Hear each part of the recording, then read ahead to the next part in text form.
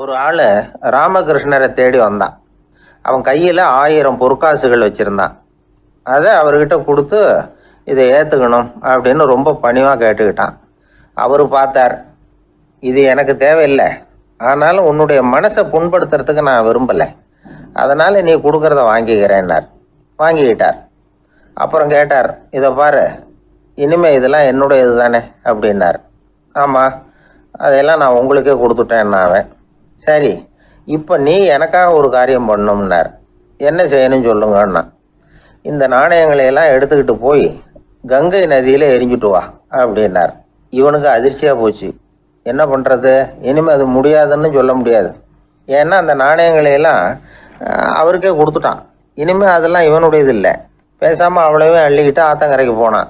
போனவன் ரொம்ப நேரம் திரும்பியே வரல. ராமகிருஷ்ணருக்கு சந்தேகம், என்ன ஆச்சு அந்த மனுஷனுக்கு, காசுகளோடு அந்த கங்கையில் குதிச்சுட்டானா, போகும்பொழுதே ஒரு மாதிரியாக தான் போனான், போய் என்னன்னு பார்த்துட்டு வாங்க அப்படின்னார். அங்கே இருந்த ஒருத்தர் ஓடி போய் பார்த்தார். அவர் போய் பார்க்கும் பொழுது அவன் அங்கேயே இருந்தான். அதுக்கப்புறம் அவர் திரும்பி வந்தார். வந்து விவரத்தை சொன்னார். அதாவது அவன் கங்கை கரையில் உட்காந்துக்கிட்டு ஒவ்வொரு நாணயமாக 1 2ன்னு எண்ணி எண்ணி வீசிக்கிட்டு இருக்கிறான். அவனை சுற்றி ஒரு கும்பல் நின்றுக்கிட்டு அவனை தடுத்துக்கிட்டு இருக்குது அப்படின்னு விவரத்தை சொன்னார் போயிட்டு வந்தவர். இதை கேட்டதும் ராமகிருஷ்ணரே புறப்பட்டு அங்கே போனாராம். என்ன இப்படி பண்ணிகிட்டு இருக்கிற, நான் உன்னை அந்த நாணயங்களை கங்கையில் வீசி எறிய சொன்னேன், நீ ஏன் அதை எண்ணிக்கிட்டு இருக்கிற அப்படின்னார்.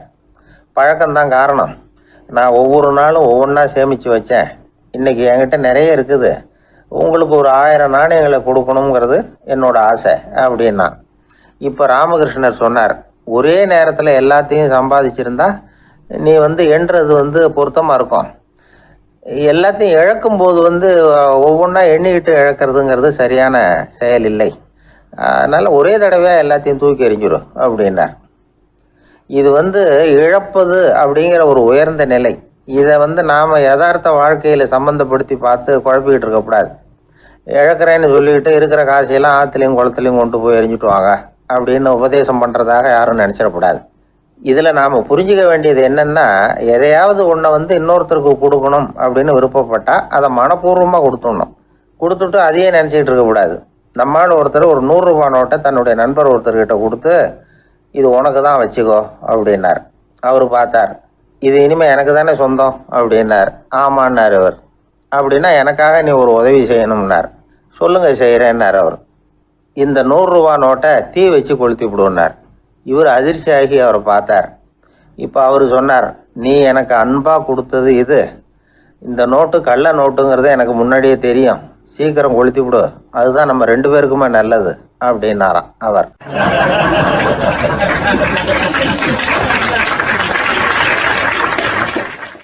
ஏங்க எங்கே போயிட்டு வரீங்க அப்படின்னு கேட்டேன். எனக்கு வேண்டப்பட்ட ஒருத்தரை பார்த்து. ஆஸ்பத்திரிக்குன்னார். எந்த ஆஸ்பத்திரிக்குன்னே. மாட்டு ஆஸ்பத்திரிக்குன்னார். என்ன விஷயம்னே. மாமனாருக்கு உடம்பு சரியில்லை, அதுதான் மாட்டு ஆஸ்பத்திரிக்கு போயிட்டு வரேன்னார். அட பாவி, அதுக்கு அந்த ஆஸ்பத்திரிக்காக போவாங்க அப்படின்னு ஆச்சரியமா. அட அது இல்லைப்பா, முதல்ல எங்கள் குடும்ப டாக்டர் தான் தேடிக்கிட்டு போனேன். அவர் அந்த நேரத்தில் அவர் வளர்க்குற நாய்க்குட்டிக்கு உடம்பு சரியில்லைன்னு சொல்லி அதை தூக்கிக்கிட்டு மாட்டு ஆஸ்பத்திரிக்கு போயிட்டாராம் சொன்னாங்க. அதனால் அங்கே போய் அவரை சந்தித்து விஷயத்தை சொல்லிவிட்டு வர்றேன்னார். அப்புறம் தான் எனக்கு கொஞ்சம் நிம்மதியாக இருந்தது. பொதுவாக நமக்கு தெரிஞ்ச வரையில் டாக்டர்கள் 2 வகை. நமக்கு வைத்தியம் பண்ணுற டாக்டர்கள் ஒரு வகை, நம்மக்கிட்ட இருக்கிற ஆடு மாடு கோழிக்கு வைத்தியம் பண்ணுற டாக்டர்கள் ஒரு வகை. இப்போ தான் எனக்கு தெரியும் இன்னொரு வகையான டாக்டர்களும் உண்டுங்கிறது. அது யாருன்னா, பூச்சிகளுக்கு வைத்தியம் பண்ணுற டாக்டர்கள், அதாவது பூச்சி டாக்டர்கள். வெளிநாடுகளில் அப்படிலாம் கூட சில பேர் இருக்கிறாங்க. பிரிட்டனில் யார்க்ஷயர் வட்டாரத்தில் ராதர்ஹாம் அப்படின்னு ஒரு ஊர். அங்கே ஒரு விலங்கியல் மருத்துவர், பேர் டாக்டர் லான்ஸ் ஜெப்சன். அவர் ஆஸ்பத்திரி வாசலில் பார்த்தீங்கன்னா தினமும் நிறைய பேர் நின்றுக்கிட்டு இருப்பாங்க. கையில் கண்ணாடி குடுவை, தகர டப்பா இப்படி ஏதாவது இருக்கும். அதுக்குள்ளே ஏதாவது பூச்சிகள் இருக்கும். அதுக்கு வைத்தியம் பண்ணுறதுக்காக வந்தவங்க தான் அவங்க எல்லாம். சிலந்தி பூச்சி, பல்லி, தேளு, பாம்பு இப்படி ஏதாவது இருக்கும். பொழுதுபோக்காக சில பேர் நாய், பூனை, கிளி, மைனா, புறா இப்படி ஏதாவது வளர்க்குறாங்கல்ல, அது மாதிரி இப்போல்லாம் தேளு, பல்லி, பாம்பு, பூச்சி இதையெல்லாம் வளர்க்க ஆரம்பிச்சிட்டாங்களாம். இது ஒரு புது ஃபேஷன். இப்போ கூண்டுக்குள்ளே டப்பாக்குள்ளே போட்டு வளர்க்குறது, அதுக்கு ஏதாவது நோய் வந்துட்டுதுன்னா வைத்தியம் பண்ணுறதுக்கு டாக்டர்கிட்ட வந்துட வேண்டியது. இப்படி இந்த பழக்கம்லாம் நிறையா வந்துட்டுது. ரத்தம் உறிஞ்சிற அட்டைகள் கூட இவங்ககிட்ட வைத்தியத்துக்கு வருதான். சிலந்திகளில் செங்கால் சிலந்தின்னு ஒரு வகை. மத்திய அமெரிக்க காடுகளில் இது அதிகம். சிலந்திகள்லேயே ரொம்ப விலை உசந்தது இந்த ரகம்தான். கால்களில் சிவப்பு கோடுகள் இருக்கும். இந்த இனம் இப்போ குறைஞ்சிக்கிட்டே வர்றதுனால சர்வதேச விதிகளின்படி இவற்றின் ஏற்றுமதி இறக்குமதிக்கு தடை விதிக்கப்பட்டிருக்குது. அதனால் இதை வளர்க்குறவங்க வீட்டுக்குள்ளேயே இனவிருத்தி மூலமாக பெருக்கி விற்பனை பண்ணிட்டு வராங்களாம். அந்த வகை சிலந்திகள் தான் இப்போ வைத்தியத்துக்கு அதிகமாக வருதான். சரி, இதுக்கெல்லாம் எப்படி வைத்தியம் பண்ணுறாங்க? முதல்ல அதை குளிர்பதன பெட்டியின் வழுவழுப்பான சுவரில் விட்ட உடனே அதெல்லாம் மெதுவாக இறங்கி வரும். அப்போ அதன் நோயை கண்டுபிடிக்கிறது சுலபம். அப்புறம் அதுக்கு கிருமிகளை கொல்லக்கூடிய மருந்துகளையோ வலி நிவாரண மருந்துகளையோ கொடுப்பாங்க. கால் உடைஞ்ச சிலந்திகளுக்கு பசையை கொண்டு ஆப்ரேஷன் பண்ணுவாங்க. சில சிலந்திகளுக்கு உடைஞ்ச காலை எடுத்துட்டா புதிய கால் வளர்ந்துடும். சிலந்திகளை மனிதர்கள் கையில் எடுக்கிறப்போ அது பயந்து போய் கீழே குதிக்குது. அதனால் கால் உடஞ்சி விடுது, இல்லைன்னா வயிறு சேதமடையுது. அந்த நிலைமையில் வர்ற சிலந்திகளுக்கு மயக்க மருந்து கொடுத்து ஆப்ரேஷன்லாம் கூட பண்ணுறாங்களாம். பார்த்தீங்களா பூச்சிகளுக்கு வந்த வாழ்வே? நம்ம ஊர்லேயும் வீடுகளில் பூச்சிகள் வளர்க்குறது உண்டு. ஒருத்தர் வந்தார், எனக்கு 3000 கரப்பாம்பூச்சி அவசரமாக தேவைப்படுது, எங்கே கிடைக்கும்னு கேட்டார். கரப்பாம்பூச்சியா? அது என்னத்துக்குன்னு கேட்டோம். அது வேற ஒன்றும் இல்லை, நான் குடியிருக்கிற வாடகை வீட்டை காலி பண்ண போகிறேன். வீட்டு சொந்தக்காரர் என்ன சொல்கிறாருன்னா, இந்த வீட்டுக்கு நான் குடி வந்தப்போ எப்படி இருந்ததோ அதே நிலைமையில் விட்டுட்டு போகணும்னு வீட்டுக்காரர் சொல்லியிருக்கிறார், அதனால தான் கேட்டேன் அப்படின்னார்.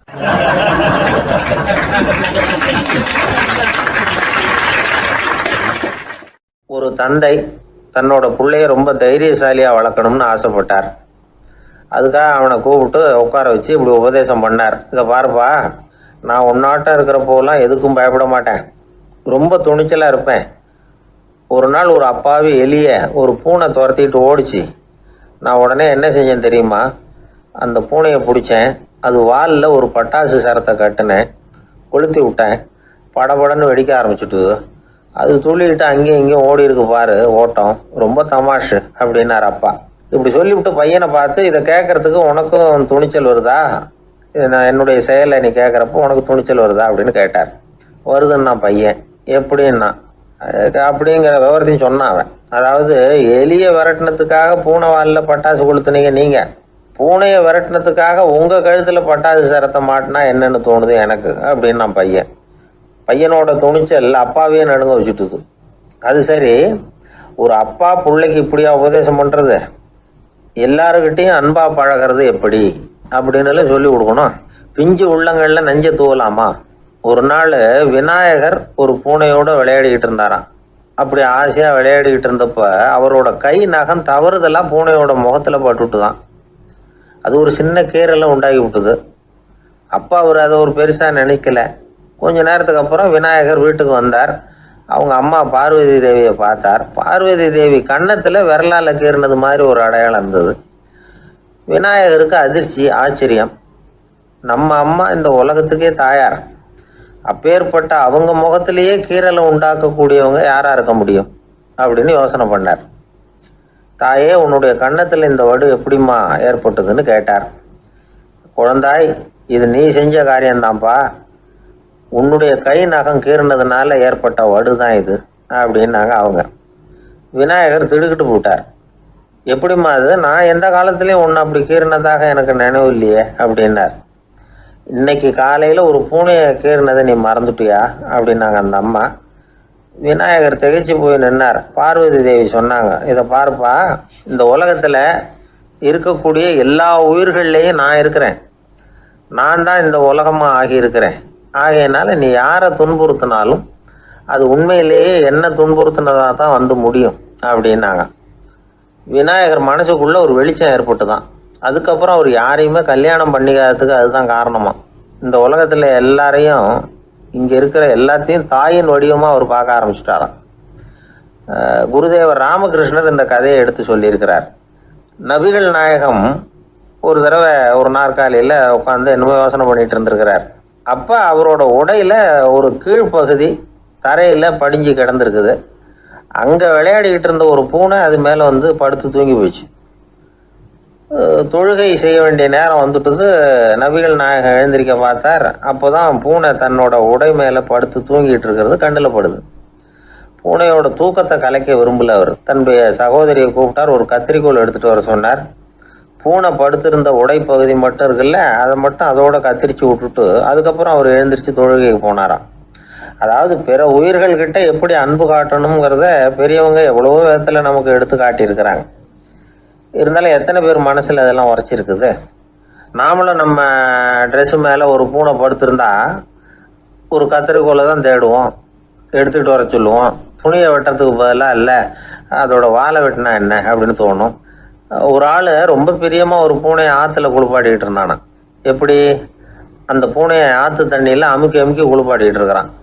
அந்த வழியாக போன பெரியவர் ஒருத்தர் இதை பார்த்தார். இதை பார்ப்பா, பூனையை அது மாதிரி ஆற்று தண்ணியில் அமுக்கி குளிப்பாட்டாத, மூச்சு திணறி செத்து போடும் அப்படின்னு அட்வைஸ் பண்ணார்.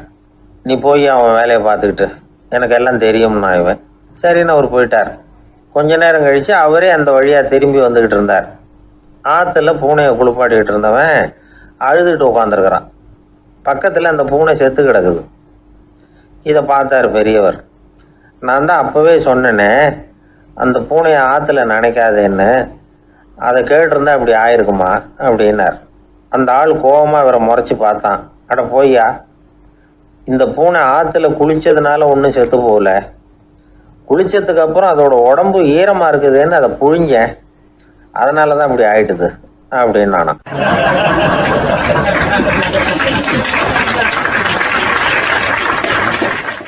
உலகத்தில் எது எதுக்கும் ஆராய்ச்சி கூடங்கள் இருக்குதுல்ல, அது மாதிரி தூக்கத்தை பற்றி ஆராய்ச்சி பண்ணுறதுக்கு ஒரு ஆராய்ச்சி கூடம் இருக்குது. அப்படி ஆராய்ச்சி பண்ணணும்னா அதுக்கு மூழ்கிக்கிட்டு இருக்கணும்ல. அதனால தான் அந்த ஆராய்ச்சி கூடம் இங்கே இல்லை. அமெரிக்காவில் பாஸ்டன் பல்கலைக்கழக மருத்துவமனையில் அது இருக்குது. அங்கே தூக்கத்தை பற்றி பலவிதமான ஆராய்ச்சிகள் பண்ணிகிட்டு இருக்கிறாங்க. அந்த ஆராய்ச்சி கூடத்தில் இயக்குனராக இருக்கிற ஒரு நிபுணர் அவர் என்ன சொல்கிறார் தெரியுமா? உங்களுக்கு தூக்கம் வரலையா, நீங்கள் நல்லா தூங்குறதுக்கு தாராளமாக சில யோசனைகளை என்னால் சொல்ல முடியும் அப்படிங்கிறார். யோசனை தானே, காசா பணமாக கேட்டு வச்சுக்கலாமே.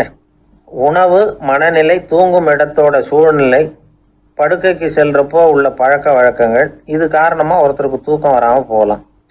தூக்கம் வராததுக்கு இதுதான் காரணம்னா அதையெல்லாம் சுலபமாக கட்டுப்படுத்தலாங்கிறார் அவர். தூக்கத்தை வரவழைக்கக்கூடிய ஒரு நல்ல மருந்து உடற்பயிற்சி. ஆனால் ஒன்று, படுக்க போகிற நேரத்தில் இது மாதிரி உடற்பயிற்சிகள் எல்லாம் செய்யக்கூடாது. கொஞ்சம் முன்னாடி பகல்லையே இந்த பயிற்சிகளை செய்கிறது நல்லது. தூக்கம் வராமல் அவதிப்படுறவங்க பிற்பகல் நேரங்களில் காஃபி, டீ இது மாதிரி பானங்களை சாப்பிடக்கூடாது. மது அருந்துறது கூட தூக்கத்தை பாதிக்கும். வெது வெதுப்பான நீரில் குளிக்கிறது, தியானத்தில் ஈடுபடுறது, ஓய்வாக இருக்கிறது, படுக்கிறது, அதாவது படுக்கிறதுக்கு முன்னாடி ஒரு கோவலை பால் சாப்பிட்றது, இதெல்லாம் தூக்கத்தை வரவழைக்கிறது ரொம்ப உதவியாக இருக்கும். இன்னொரு விஷயம் என்னென்னா, தூங்கி ஆகணுமேங்கிற கவலை வேண்டியதில்லை. அப்படி நினச்சி கவலைப்படுறதை விட்டுடணும். தூக்கம் வரலையா, உடனே படுக்கையை விட்டு எழுந்திரிக்க வேண்டியது. வெளியில் வாங்க, வேறு ஏதாவது வேலையில் ஈடுபடுங்க, கொஞ்சம் நேரம் உலாவுங்க, அல்லது ஏதாவது ஒரு புஸ்தகத்தை எடுத்து படிங்க. களைப்பு ஏற்பட்டால் மறுபடியும் படுக்கைக்கு போங்க, தூக்கம் தானே வந்துடும். ஒரு விஷயத்தை மட்டும் நல்லா ஞாபகத்தில் வச்சுக்கணும். படுக்கைக்கு போகிறப்போ உங்கள் மற்ற எல்லா பிரச்சனைகளையும் மறந்துடணும். அது எப்படி சார் முடியும், அந்த நேரம் தானே எல்லா பிரச்சனையும் வரிசையாக ஞாபகத்துக்கு வருது அப்படின்னு நாம் நினைக்கலாம். ஆனால் பழக்கத்தில் அதை நாம் மாற்றிக்க முடியும். கொஞ்சம் முயற்சி பண்ணணும், அவ்வளோதான். இது எல்லாமே ஆராய்ச்சி பண்ணி பார்த்துட்டு அந்த நிபுணர் சொல்கிற கருத்து தான். இன்னொரு விஷயமும் அவர் சொல்கிறார். அது என்னென்னா, உடல் கோளாறு காரணமாக தூக்கம் வராமல் அவதிப்படுறவங்களுக்கெல்லாம் இந்த யோசனைகள் சரியாக வராது அப்படிங்கிறார். அதுக்கெல்லாம் மருத்துவ சிகிச்சை கொடுத்து தான் சரி பண்ணணும். சில பேருக்கு நடு ராத்திரியில் மூச்சு திணறல் ஏற்பட்டு தூக்கம் வராமல் போயிடும். ஊரெல்லாம் தூங்குறப்ப தான் மட்டும் தூங்காமல் மூழ்கிட்டு இருக்கிறது, ஊரெல்லாம் மூழ்கிட்டு இருக்கிறப்போ தான் மட்டும் தூங்குறது, இது மாதிரி கோளாறுகளால் சில பேர் பாதிக்கப்படலாம். காலு தசை முறுக்கிக்கிறதுனால சில பேருக்கு அடிக்கடி விழிப்பு வரலாம். மன அழற்சி காரணமாக சில பேருக்கு தூக்கம் வராது. இது மாதிரி கோளாறுகளுக்கெல்லாம் அதுக்கு தகுந்த மாதிரி சிகிச்சை கொடுத்து தான் சரி பண்ண வேண்டியிருக்கும். எந்த கோளாறும் இல்லாமல் தூக்கம் வரலைன்னா ஆரம்பத்தில் சொன்ன முறைகளை கடைபிடிச்சு பார்க்கலாம். தூக்கம் வந்ததுன்னா யோசனை சொன்ன அந்த நிபுணருக்கு நன்றி சொல்லலாம். ஒருத்தர், ஏன் சார் பஸ்ஸில் தூங்குறது கெட்ட பழக்கமானு கேட்டார். இல்லையே, நான் கூட பஸ்ஸில் போகிறப்ப தூங்கிட்டு தானே போவேன் அப்படின்னார் இன்னொருத்தர். அப்புறம் ஏன் என்ன டிரைவர் வேலை வேணாம்னு வீட்டுக்கு அனுப்பி வச்சுட்டாங்க அப்படின்னாராம் அவரு.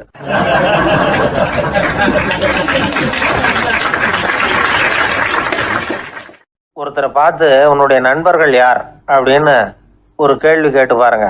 கொஞ்சம் யோசிச்சு யோசிச்சு பதில் சொல்லுவாங்க.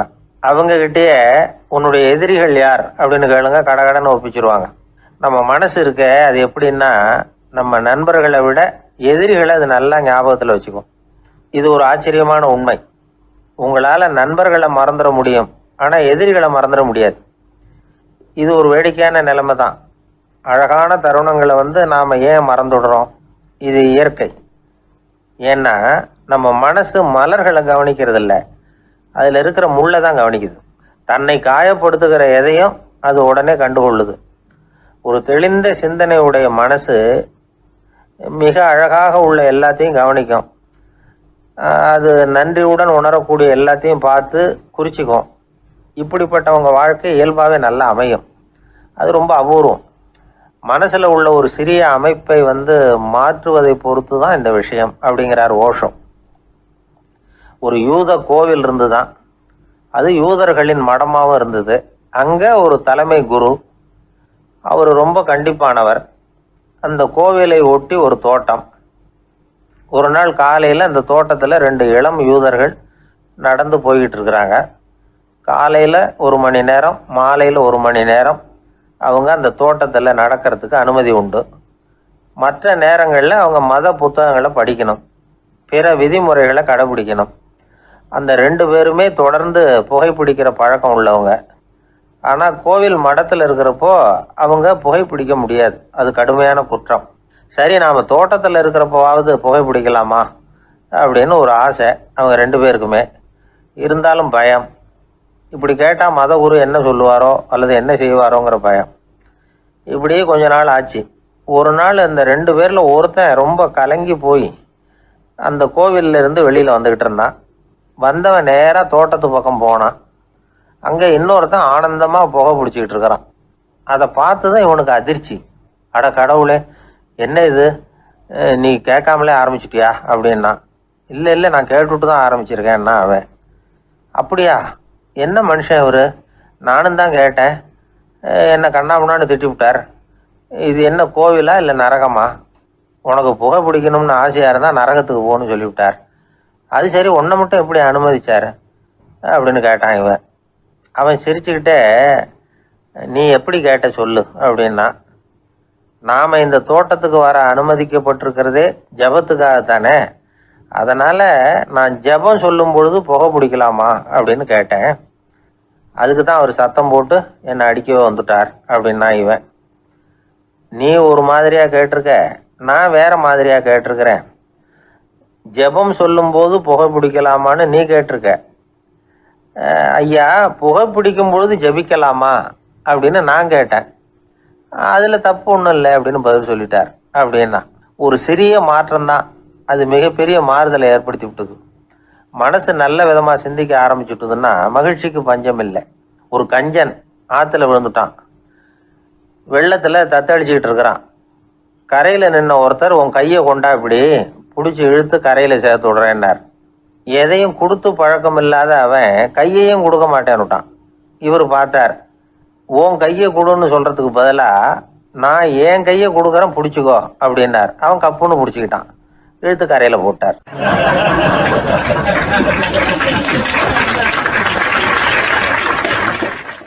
ஆயிரத்தி 1816 செப்டம்பர் மாதம் 11 பிரான்ஸ் தேசத்தில் உள்ள ஒரு மருத்துவமனை.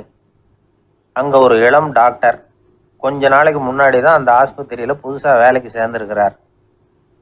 அவர் பேர் ரெனே லெனக். அவர் அன்னைக்கு காலையில் அந்த மருத்துவமனையில் அப்படியே ரவுண்ட்ஸ் வந்துக்கிட்டு இருக்கிறார். வார்டில் ஒரு படுக்கையில் ஒரு இளம் பெண் படுத்திருக்கிறார். அந்த பொண்ணுக்கு இருதய நோயாக இருக்கலாம்ங்கிறது மற்ற டாக்டர்கள் சந்தேகம். அந்த காலத்துல எல்லாம் ஒருத்தருடைய இருதய துடிப்பை தெரிஞ்சுக்கணும்னா நோயாளியின் மார்பில் டாக்டர் காதை வச்சு பார்த்து தான் தெரிஞ்சுக்கிறது வழக்கம். ஆனால் இந்த பெண்ணும் இளம் பெண், அந்த டாக்டரும் புதுசாக சேர்ந்துருக்கிறவர். அதனால் பரிசோதனை பண்ண தயங்கினார். கொஞ்ச நேரம் யோசனை பண்ணார். திடீர்னு ஒரு ஞாபகம் வந்தது அவருக்கு.